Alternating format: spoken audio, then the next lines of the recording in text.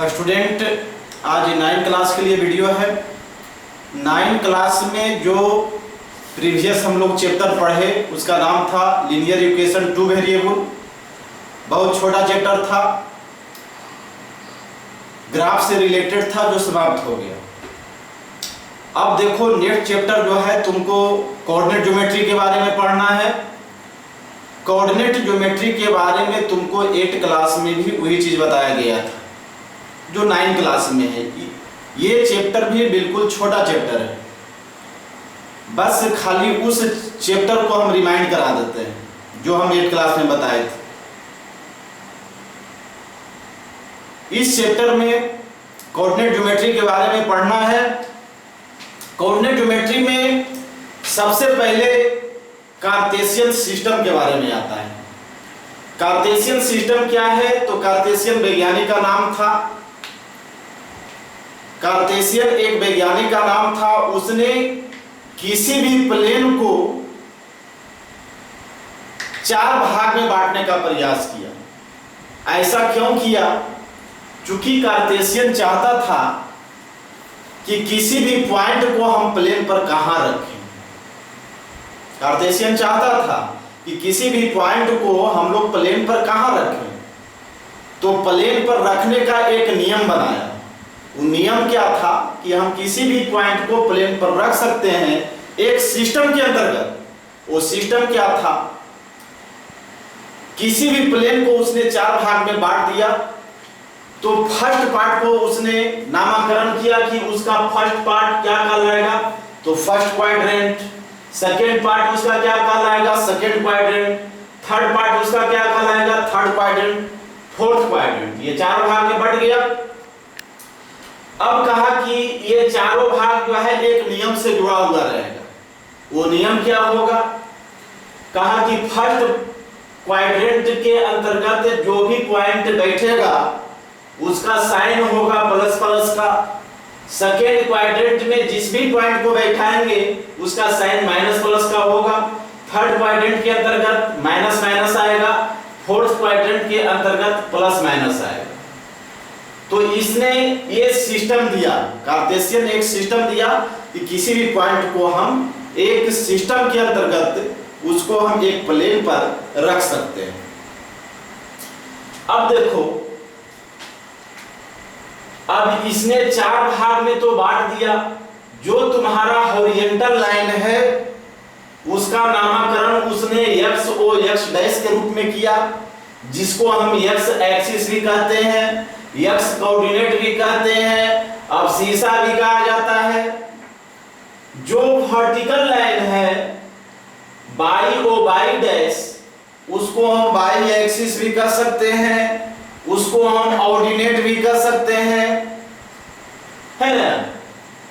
तो इस तरह से दोनों लाइन एक्स एक्सिस और वाई एक्सिस जिस पॉइंट पर इंटरसेक्ट हुआ उसका नाम हो गया ओ।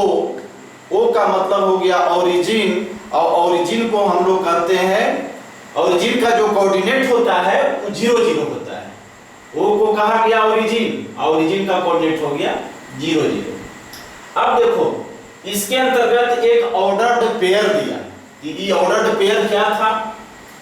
अब जैसे किसी पॉइंट का कोऑर्डिनेट ए और बी है, एग्जांपल के तौर पर किसी पॉइंट का कोऑर्डिनेट ए और बी है और दूसरा पॉइंट का कोऑर्डिनेट बी और ए है, तो दोनों को हम एक ऑर्डर्ड पेयर के अंतर्गत आ सकता है कि नहीं? तो दोनों पॉइंट जो है, दोनों पॉइंट का कोऑर्डिनेट जो है बराबर नहीं हो सकता है।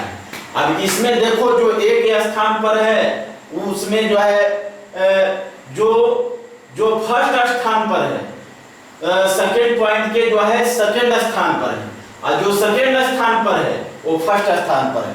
दोनों आपस में इक्वल नहीं हो सकता है, क्योंकि जो एक्स एक्सिस है तो दूसरे पॉइंट के लिए वाई एक्सिस है, जो वाई एक्सिस है दूसरे पॉइंट के लिए एक्स एक्सिस है, दोनों आपस में इक्वल नहीं हो सकता। अब देखो यहां लिखा गया कि coordinate of a point in a plane. कोई प्लेन पर हम एक पॉइंट बैठाते हैं जिसका नाम हो गया P। अब P का कोऑर्डिनेट हो गया A और B। P का कोऑर्डिनेट है A और B। लेट P पॉइंट लिए हैं प्लेन पर। अब तुमसे कहीं इसमें डिस्टेंस के बारे में पूछेगा कि बताओ कि बाई एक्सिस से बाई एक्सिस से वाला लाइन हो गया वर्टिकल लाइन, बाई एक्सिस से P का डिस्टेंस क्या होगा? तो बाई एक्सिस से P का डिस्टेंस a यूनिट होगा और x एक्सिस से डिस्टेंस क्या होगा? तो y यूनिट होगा। x एक्सिस से P का डिस्टेंस क्या होगा? तो b यूनिट होगा और y एक्सिस से P का डिस्टेंस होगा क्या? तो a यूनिट होगा। तो डिस्टेंस में बिल्कुल उल्टा हो जाता है, डिस्टेंस में बिल्कुल उल्टा हो जाता है।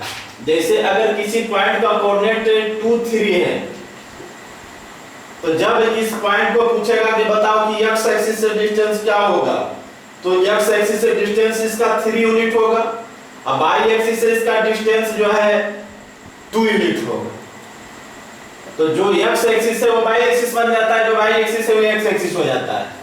अब यहां देखो point on A coordinate of x axis, x coordinate of axis, किसी पॉइंट को हम लोग x एक्सिस पर रख सकते हैं कब? जब उसका ऑर्डिनेट 0 होगा। ऑर्डिनेट मतलब y एक्सिस या y कोऑर्डिनेट। तो जब उसका y कोऑर्डिनेट 0 हो जाएगा तब वो पॉइंट लाइज करेगा कहां? x एक्सिस पर लाइज करेगा। जैसे a का कोऑर्डिनेट 2 और 0 है, तो 0 क्या है? ऑर्डिनेट है। तो जब इसका ऑर्डिनेट 0 होगा तो a लाइज करेगा कहां? x एक्सिस पर। Coordinate of a point on lies of y axis, कोई पॉइंट जो है y एक्सिस पर लाइज कर सकता है कब? जब उसका अब्सिसा 0 हो जाएगा। अब्सिसा मतलब x एक्सिस, उसका x एक्सिस 0 हो जाएगा। जैसे b का कोऑर्डिनेट हो गया 0 2, तो b का कोऑर्डिनेट 0 2 है तो यहां अब्सिसा 0 है, तो 0 है तो ये b पॉइंट कहां लाइज करेगा? तो y एक्सिस पर लाइज करेगा। कभी-कभी ऑब्जेक्टिव टाइप के क्वेश्चन में पूछेगा कि x एक्सिस का इक्वेशन लिखो, तो जब x एक्सिस का इक्वेशन होगा तो y बराबर 0, y एक्सिस का इक्वेशन पूछेगा तो x बराबर 0। तो इस पॉइंट को याद रखना होगा। ये कार्टेशियन कोऑर्डिनेट ज्योमेट्री है। तो कोऑर्डिनेट ज्योमेट्री के बारे में जानकारी जो है जो 8th क्लास में दिए थे वही जानकारी इसमें भी है। इस चैप्टर को बिल्कुल एक ही चैप्टर है, बना लेना होगा। होमवर्क में 5A बनाना है, 5 बनाना है।